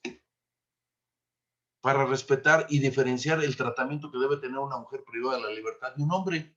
Pues obviamente tenemos características distintas y problemáticas distintas, inclusive de salud. Y una de las reglas importantes es que las mujeres deben contar con un médico de acuerdo a su género, que es un ginecobstetra, y además si tienen a sus hijos deben contar con un pediatra. Y debe haber instancias adecuadas donde pueda vivir la mujer con su hijo. Anteriormente era hasta los 6 años, ahora hasta los 3 años. Estamos, no lo digo yo, artículo 10 de la ley de ejecución, 36 de la ley de ejecución. Pero no dice, ojo, no dice que los hombres podamos tener a nuestros hijos en la estancia, en el reclusorio norte, ni en la penitenciaría, Entonces, si me pusiera feminazi o homonazi, diría, ¿por qué? O sea, sentido común. Cuando el derecho deja de ser lógico, deja de ser derecho. ¿Sí? Entonces no podemos, como me acaba de preguntar mi amigo Rafael, no podemos tomar las cosas a rajatabla. Yo creo que tenemos que observar caso por caso. ¿Qué es lo mejor para el niño? ¿Qué es lo mejor para la sociedad?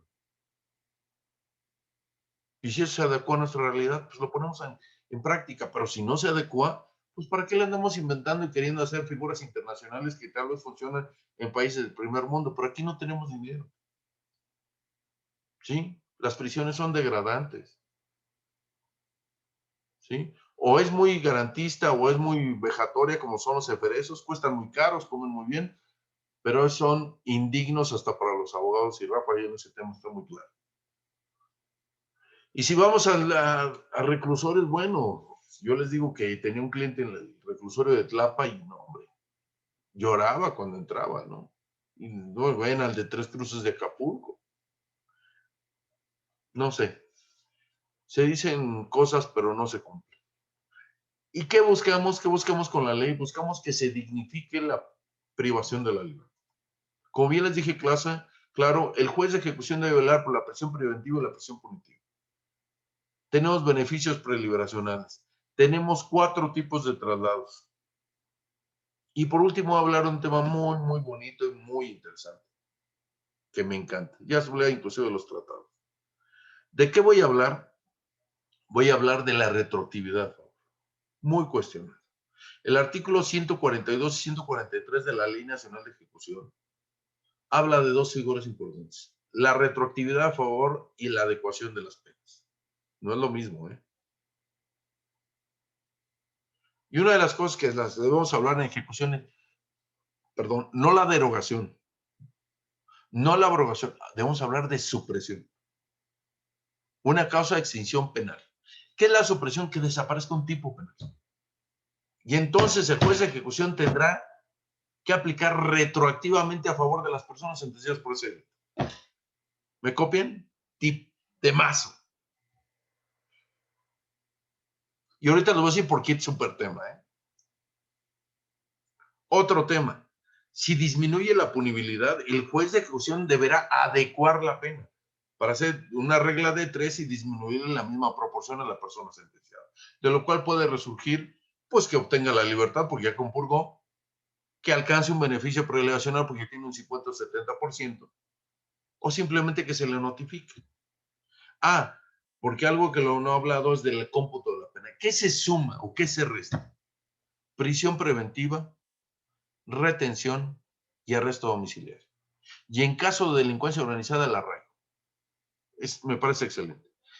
Esas son novedades. A una persona sentenciada le debemos de restar prisión preventiva, arresto domiciliario y retención, las 48 horas en la agencia del Ministerio Público. E inclusive, si está por delincuencia organizada, el arraigo. ¿Estamos? ¿Quién hace el cómputo? El juez de ejecución. Y el juez de ejecución notifica a todas las partes. Porque muchas veces pasaba que el director del centro tenía un cómputo y el juez tenía otro, entonces hubo una locura. ¿Estamos? Pero vuelvo a mi tema, el artículo 142, 143, retroactividad a favor, que a veces les cuesta mucho. Y algo bien bonito, el artículo 142, 143 dejan claro, esta es una figura que debe operar de oficio, es decir, rompe con la contradicción del 20 constitucional. El juez, cuando note esa supresión, debe aplicar de oficio sin notificar al Ministerio Público, sin notificar a la autoridad penitenciaria, simplemente de hacerlo de oficio. ¿Estamos de acuerdo? Hay varias figuras oficiosas, como también el caso urgente es oficioso. El juez de ejecución debe tomar las determinaciones para salvaguardar derechos fundamentales de la persona privada de la libertad. ¿Estamos? ¿Por qué lo menciono? Porque si revisan el artículo 486 y 487 del Código Nacional de Procedimientos Penales, dice que la retroactividad a favor la tendrá que aplicar la sala superior, la sala que conoció de las apelaciones. Pregunta, ¿quién aplicará la retroactividad? ¿El juez de ejecución o los magistrados de la sala? ¿O los del unitario, la sala aquí en la Ciudad de México? En definitiva, va a ser el juez de ejecución. Y miren que lo pregunto en todas mis clases de maestría y doctorado y siempre termino un debate de aquellos bonitos. ¿Por qué? Y les digo, por reglas lógicas del derecho penal. Ley especial deroga la general. Ley posterior deroga la anterior. Porque el artículo 3º, se los encargo ahí hoy en la noche tomando un cafecito. Artículo 3º de la Ley Nacional de Ejecución. Deroga todo lo anterior.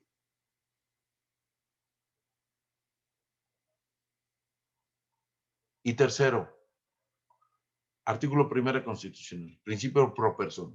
Es más garantista la Ley Nacional de Ejecución, porque ahí lo señala oficiosamente, mientras que en el Código Nacional dice que tendrás que ir ante la Sala Superior en un incidente. ¿Me siguen? Esto pareciera fácil, pero ha generado debates a través de la historia impresionantes. ¿Sí? Bueno, ya hablamos de la retroactividad, ya hablamos de beneficios poblacionales. Voy a hablar de las sanciones disciplinarias. El comité técnico es el que va a imponer. El comité técnico tiene varias funciones importantes. Una, elaborar el plan de actividades que ya les mencioné con la persona sentenciada. Dos, es el órgano sancionador al interior del centro. Es decir, es el juez administrativo que sanciona a las personas que cometen una conducta en contra de la ley, porque la ley señala conductas graves. Y esa sanción puede ir desde una amonestación hasta una segregación de 15 días. Esto, ojo lo que estoy diciendo, porque he visto y he combatido muchas ocasiones segregaciones de meses. Nada más se puede segregar a una persona 15 días.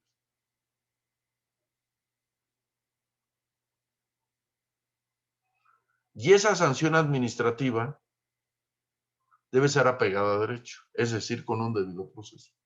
Muchos de los procesos que se resuelven y se ganan es porque la autoridad penitenciaria lo primero que dice, no le otorgue, señor juez, la libertad anticipada porque tuvo 3 sanciones disciplinarias. Y lo primero que debe decir un abogado defensor, bueno, si esas sanciones disciplinarias fueron apegadas a derecho y con un debido proceso, son válidas. Y si no, es una prueba ilícita. Es decir, ¿tuvo defensor? ¿Sí o no?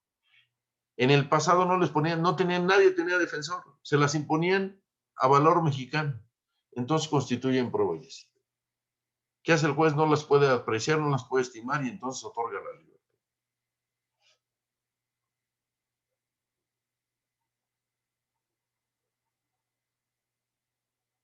¿De acuerdo? Entonces, podríamos decir que en materia de ejecución existen 2 tipos de controversias. Unas de carácter administrativo, que tienen que ver con la vida en prisión, con las sanciones disciplinarias, ¿sí? Principalmente. Y otras que tienen que ver con los beneficios preliberacionales. Modificación de la vida en prisión. De estos 2 podemos recurrir. Hay 2 recursos que son la apelación y la revocación. La revocación la deberían de borrar porque nunca revoca. Dice Liliana, va que sí, Liliana nunca revoca, nunca se equivocan, son semidioses. Y luego tienes que ir a un amparo, es increíble. Bueno, revocación. Y apelación, lo que no es apelable es revocable. Y la apelación podrá ser con audiencia o sin audiencia según lo valore el Tribunal de Alzada. El amparo que se va a llevar en materia de ejecución es un amparo indirecto, no directo. Porque no pone fin al procedimiento, puede estar cambiando. Hay muchas veces que cuando veo que no me va a resolver el tema, me resisto de la solicitud y la vuelvo a proponer. Sobre todo cuando sale una jurisprudencia interesante. Hay muy pocas jurisprudencias en materia de ejecución. Con mi amigo Alfredo les voy a regalar 4 o 5 libros que son los últimos en materia de ejecución. Algunos muy valiosos. Y uno de los más valiosos es de un juez del estado de Oaxaca. ¿Estamos? ¿Alguna pregunta? Alfredo. Yo sí tengo Sí, doctor. Perdón, alguien aquí en Zoom quiere preguntar. Liliana, ándale, Liliana. de las sanciones, un sentenciado que le sancionaron a 20 años, tuvo sanciones o correctivos disciplinarios. Sí. Para la audiencia, pues obviamente esos ya fueron antecedentes de hace 10 años o de 7 años. Sí. ¿Importa su vigencia de esas sanciones? Sí, claro. Sí, claro. Sí. Nada más que yo cómo las pelearía. Desgraciadamente muchos abogados. Mire, usted ve las audiencias y realmente llora, ¿sí? Porque ve que para ahorrarse los términos, inclusive los defensores dan acuerdos probatorios, inclusive sobre sanciones. Se la están jugando el beneficio preliberacional. Si algo hay que debatir son las sanciones administrativas. Lo que usted me pregunta es muy importante, Liliana. La ley es del 2016 y hay estados donde ni siquiera toman en cuenta lo que dice la ley. Entonces esas sanciones usted las puede pelear, porque van a decir, ah, tiene 3 sanciones. Espérame, sí tiene 3 sanciones, pero se las impusiste sin un abogado. ¿Sí? Son violatorias porque le impusiste una segregación de 3 meses y la ley habla de etcétera, etcétera. Entonces uno debe argumentar ante el juez que es una prueba ilícita porque no fue aplicada de acuerdo a un debido proceso y el juez ya no las toma en cuenta. Y entonces a lo mejor ahí gana su asunto, ¿me entiende? ¿Y qué hace muchos abogados? Acuerdo probatorio. ¿Cómo puedes hacer un acuerdo probatorio cuando es uno de los requisitos que te pide para obtener el beneficio preliberacional? ¿Estamos? Yo creo que es una de las cosas que más se pelean, ¿eh? Más se pelean en las audiencias. Y también les recomienda que leamos el artículo 105 de la Ley Nacional de Ejecución. Porque como existe una carpeta administrativa, como una carpeta de investigación, también existe una carpeta de ejecución. Que debe conformarse entre varias cosas, con las sentencias, con la ficha signaléctica, con las sanciones administrativas que puedo tener, con el pago de la reparación de daño, con el pago de la multa, con los procedimientos que le señalé, con mediación penitenciaria, etcétera, etcétera, etcétera. ¿Qué quiere decir? Que va a haber un expediente de ejecución. Muchas veces cuando solicitamos las cosas como quien las tiene, es la autoridad penitenciaria, se lo solicitamos directamente. Si no nos responden, vamos con el juez de ejecución y el juez de ejecución le obliga a que te entregue las cosas.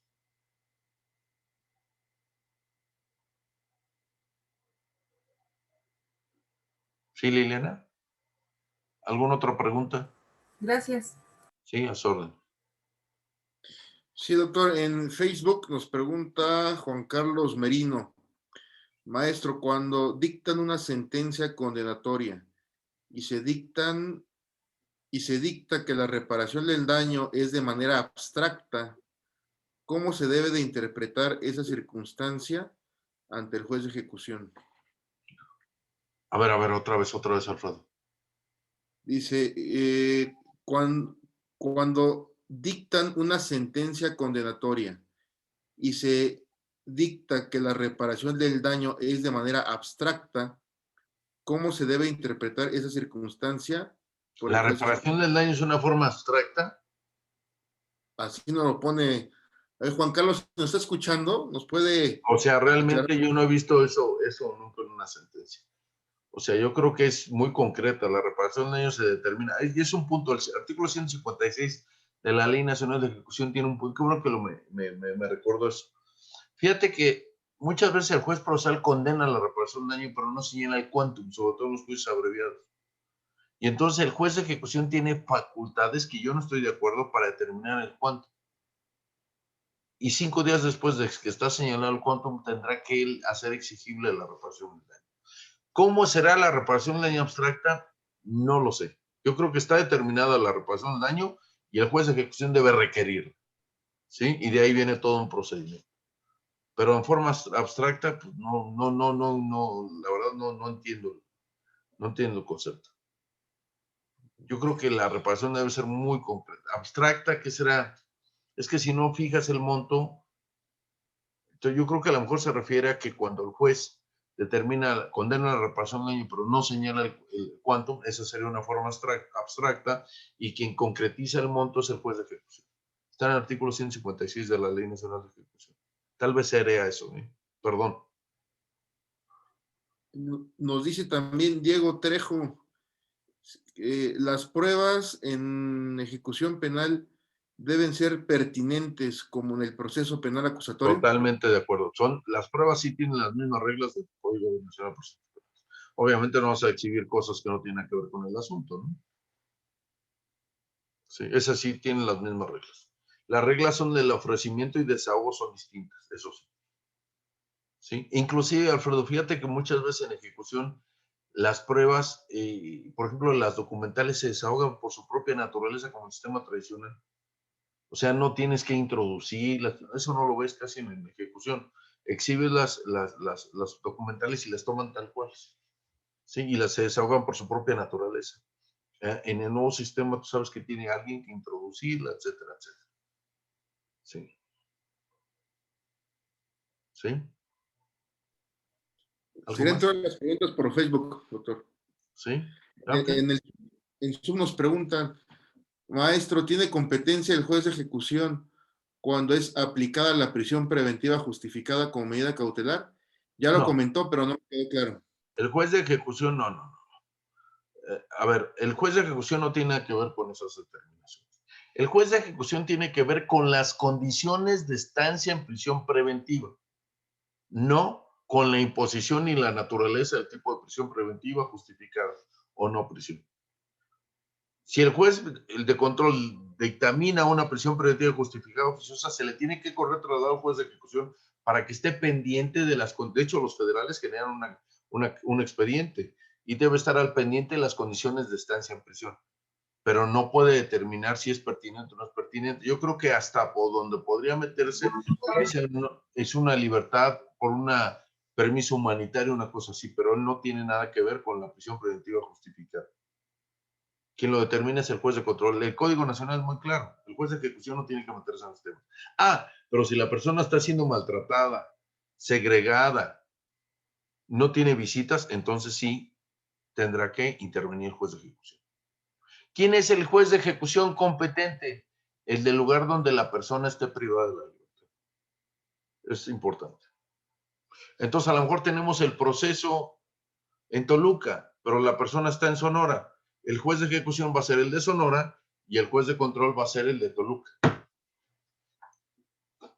Eso pasa mucho en los ceferes. ¿Estamos? Y eso es lógico, porque obviamente el que va a estar pendiente de sus condiciones de vida en la prisión va a ser el juez más cercano. Pero yo se les voy a decir algo muy triste. De las grandes jurisprudencias y de los grandes debates que se han dado, sobre todo a nivel federal, que da tristeza, da pena ajena, es decir, no soy tú, yo no las traigo, las traes tú, y si no tú. Entonces hay gente que ha durado 6 meses, un año más, pudiendo tener un beneficio preliminacional en lo que se pelean las niñas y resuelven quién es competente. ¿Sí? Me parece algo que no lo puedo aceptar. ¿Sí? Gente que ha estado 6, 10, 15 años en prisión, que ya puede obtener un beneficio preliminacional, solicitas al juez de ejecución, yo no soy competente, tú las traes, manita, ¿sí? Y de ahí se van a un conflicto de competencia y más con estos temas de la pandemia, se tardan un año. Entonces, yo creo que es totalmente deshumanizado, jóvenes, que una persona que se ha portado bien, que tiene una familia, que ya, vamos a decir, que ha cumplido con la sociedad, que ha cumplido con la Constitución y con la ley, que por criterios o por flojera de los tribunales tienen que esperar un año y medio en lo que resuelven para que vuelvan con lo mismo. Tú el original, el que te promovieron hace un año, tú eres el competente. Así es que resuelve. Eso no puede pasar. Y muchos temas de ejecución se han retrasado. Y la grave problemática que tenemos es porque ellos se la pasan peleando quién es competente y quién no es competente. ¿Sí? Bastaría que el Consejo de la Judicatura dijera, a ver, el del lugar donde estás privado de la libertad, porque hay 3 tipos de juez, por ejemplo, a nivel federal. Los 5 jueces que están en la Torre Prisma, ¿sí? Fíjense, hay el acuerdo, me parece que el 7-2015 y el 28-2017.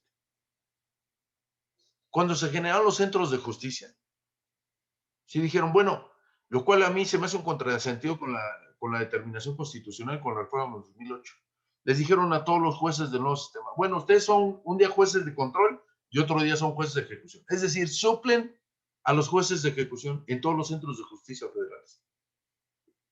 Perdón, ¿en serio? Y después en el 2017, por aras del destino, en 19 centros de justicia crean jueces de ejecución del nuevo sistema. Pues la ley no distingue, la ley de ejecución dice ya nada más hay un juez de ejecución. Y entonces tenemos 3 tipos de jueces. Jueces de distrito especializados en ejecución de penas. Jueces del nuevo sistema que suplen a los jueces de ejecución.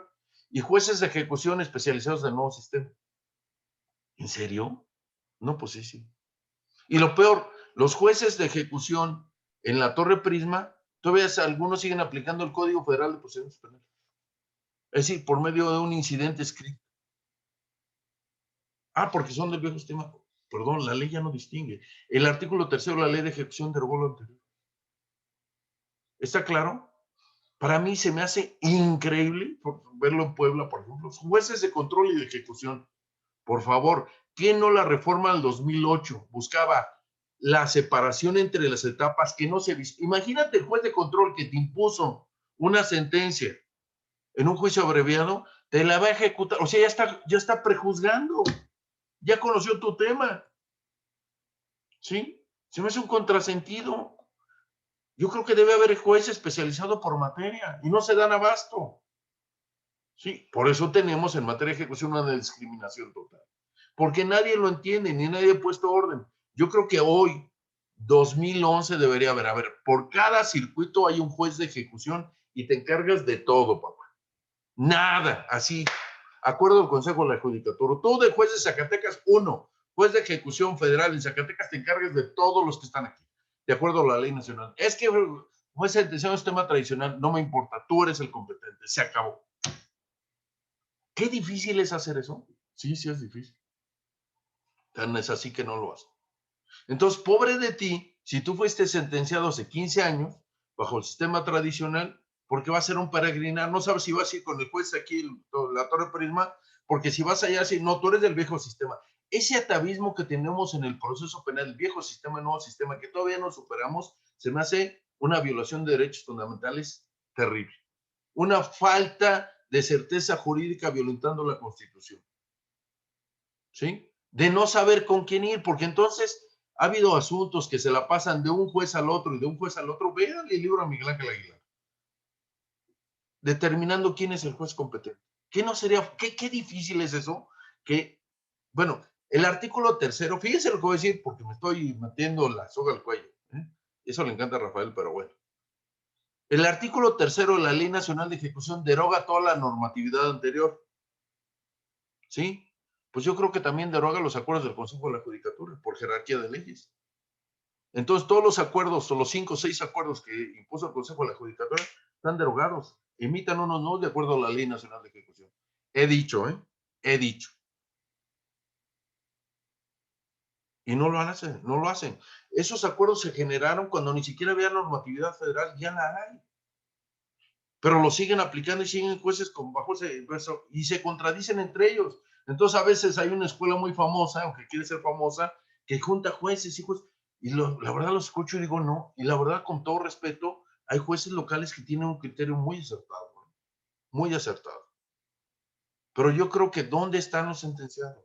¿Dónde está esa gente que llega? O sea, ¿dónde está el humanismo? ¿Por qué somos penalistas? ¿Por qué queremos? ¿Qué buscamos en la ejecución? Yo creo que una humanización de las penas. ¿Sí? De por sí un día en prisión, una semana en prisión es terrible. Ahora imagínense años en un ceferezo y que todavía tengas la humillación de ir a proponer o a promover un beneficio de prelación y te digan, no, yo no soy competente. Y se vuelve una locura. Imagínense en estos tiempos de pandemia, buscar una justicia es terrible. No se vale. ¿Estamos de acuerdo? Bueno, Alfredo, yo creo que ya hablé de más. Me van a detener, pero bueno. Otra pregunta, doctor, aquí de Karina Velázquez por Facebook. Nos dice, maestro, tengo duda, ¿podría repetir los derechos adquiridos dentro del proceso de la ejecución?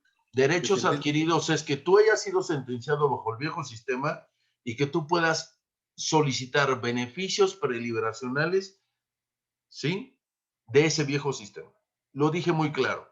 Tú fuiste sentenciado bajo la ley, bajo el Código Penal, bajo el Código de Procedimientos Penales, Código Federal de Procedimientos Penales, y te sentenciaron hace 15 años, por ejemplo, Alfredo. Y entonces tú estás trabajando, tú puedes solicitar el beneficio, el artículo 16 de la Ley de Normas Mínimas, que es la remisión parcial de la pena. Porque aquella ley, la ley estaba vigente. Y entonces un derecho que te generó esa propia ley.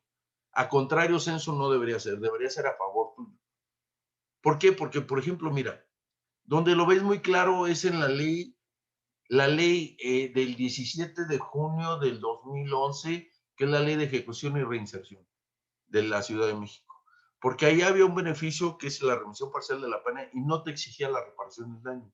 Y entonces a lo mejor a ti te conviene solicitar, si cometiste la conducta en ese tiempo y te sentenciaron en ese tiempo, solicitar un beneficio de acuerdo a esa ley, una remisión parcial de la pena porque no te requiere la reparación del daño, porque si la solicitas con esta ley, tienes que pagar la reparación del daño. ¿Queda claro?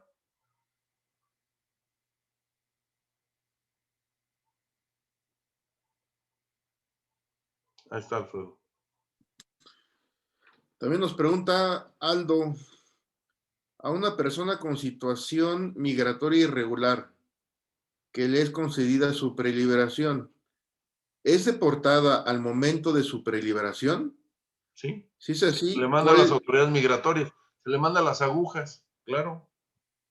Y no solo preliberación, si obtiene la libertad de una persona porque no lo vincularon a proceso, etcétera, lo mandan a las agujas. ¿Sí? Que es la prisión migratoria, ahí en Iztapalapa. ¿Sí? Una de las cosas que debe checar el juez es tu situación migratoria. Si no acreditas tu legal estancia en el país, te va a deportar. No te va a deportar, te va a poner a disposición de autoridades migratorias. ¿Sí?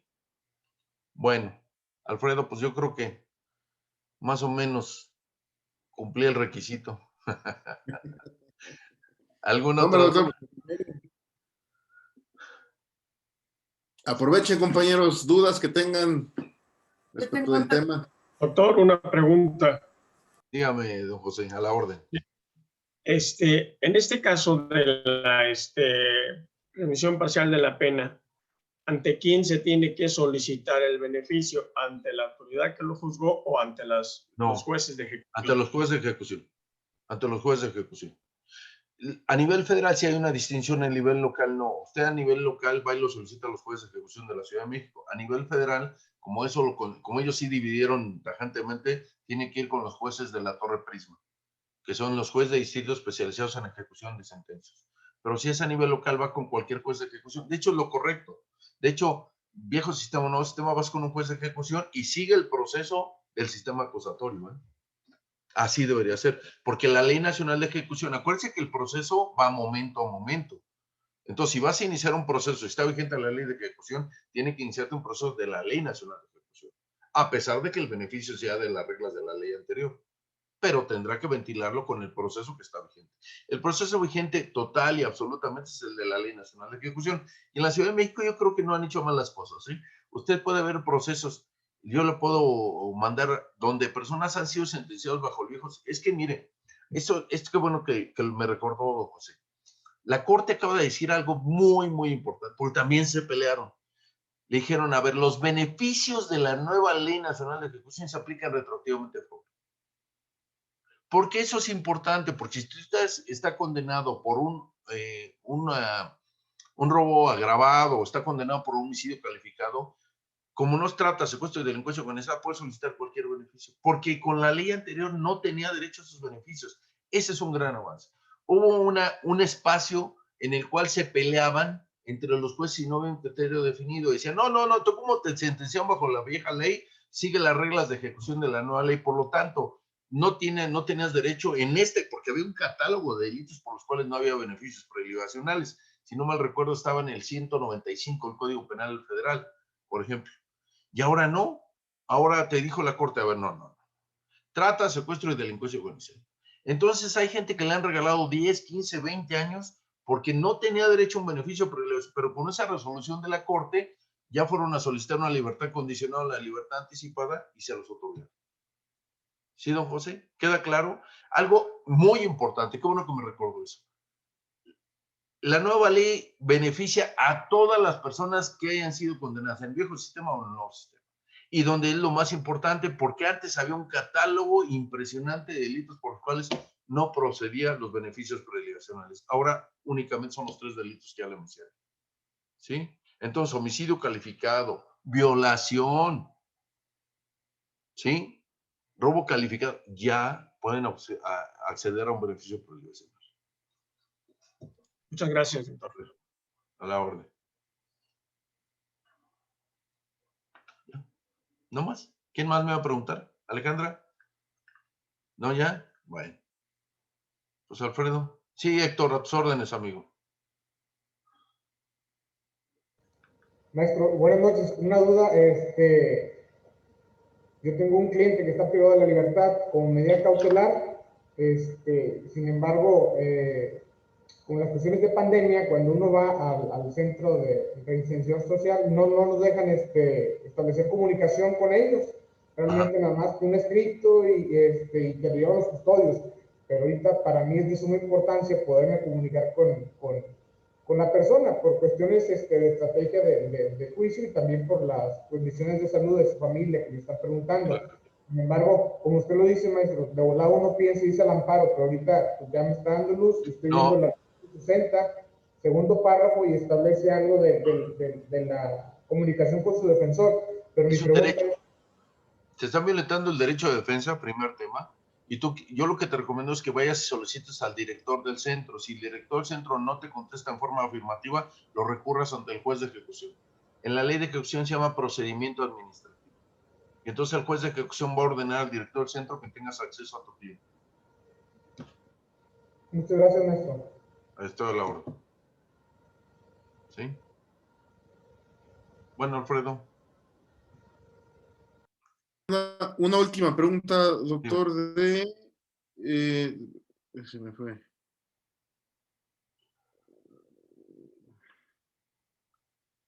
Un segundo, doctor. Ya se te traspapeló. De Diego Trejo. ¿Se pueden sumar las remisiones para solicitar libertad anticipada? A ver, la pregunta no es muy clara. Hay beneficios que se pueden sumar, sobre todo en el viejo sistema. En el nuevo sistema no es posible porque un beneficio sustituye al otro. Ejemplo, si a ti te dan una libertad condicionada y te portas bien ese 20% que falta, ya puedes solicitar una libertad anticipada. Aquí ya no, en el viejo sistema sí se permitía que se juntaran dos beneficios, ahora no, porque uno sustituye al otro, además no coinciden con el tiempo. ¿Estamos de acuerdo? A lo mejor en otro tiempo sí podías juntar una libertad preparatoria y una remisión. Sí, la ley de normas mínimas te lo dice. ¿Estamos? Pero en el nuevo sistema no lo creo. Un beneficio sustituye al otro. O pides uno o pides otro, y además los requisitos son muy parecidos, pero algo importante es el tiempo. ¿Sí? O tienes 50 o tienes 70. Si tienes 70, pide una libertad anticipada. Si tienes 50, pide una libertad condicionada. Así es sencillo. Ya es imposible sumarlos.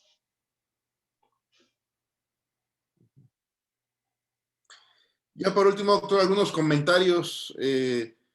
Comenta el maestro Germán Madariaga, como siempre, una persona crítica, analítica y motivada por el ámbito penitenciario. Mi reconocimiento al doctor Hernández de Alba. Saludos. Un amigo, Germán. Es un gran maestro, le tengo respeto y admiración. Nos dice Sol Mari por Facebook, excelente tema y maestro. Nos dice alguien con un nombre como ruso, excelente ponencia, muy asimilable, sin tantos rodeos ni tanta caravana. Excelente ponencia. Saludos, doctor. Nos dice también Verónica Rodríguez, felicidades, doctor Samuel. Fidel García, saludos, doctor Samuel, saludos desde la zona Volcanes. Gracias. Juan Carlos Merino, saludos, doctor Samuel Hernández de Alba, desde Oaxaca, CEP. Y así hay más comentarios, doctor. Pues, doctor, un lujo siempre y un honor. Sí. Te voy a mandar los libros, me está pidiendo aquí los muchachos, los libros te los voy a mandar para que hagas favor de compartirlos. Son títulos de libros muy interesantes. Desgraciadamente hay muy pocos libros nuevos en materia de ejecución, ¿sí? Y yo creo que es un tema interesante. Hay libros que pueden leer un fin de semana y yo creo que se pueden ilustrar, pero sobre todo lo que yo quiero fomentar en estas pláticas es que está bien que trabajemos el procesal, está bien que trabajemos otros temas, pero que leamos un poco de ejecución, nos podemos inmiscuir, empapar del tema de ejecución. Que yo quisiera ver más abogados litigantes y no tantos defensores de oficios en las audiencias de ejecución. Yo quisiera que realmente hiciéramos crecer el tema de ejecución, ¿sí? Y yo ver grandes abogados o grandes jóvenes de los muchachos que ahora ya crecieron, yo nací en el otro sistema, que estén imbuidos, que estén empapados del tema de ejecución y podremos lograr pues mayor justicia para las gentes que están privadas de la libertad.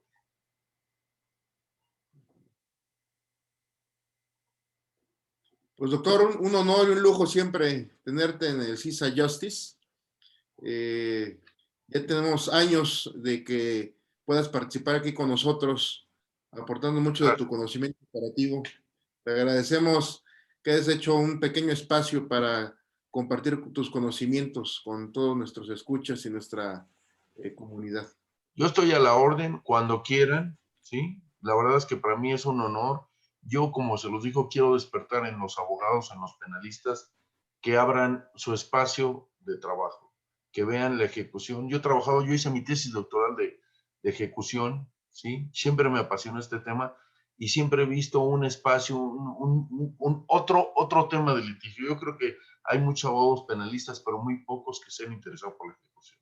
Y es un gran tema, ¿no? Y abre espacios desde ser director de un centro penitenciario hasta litigarlo, hasta ser juez de ejecución, no sé. Hay muchos temas, ¿sí?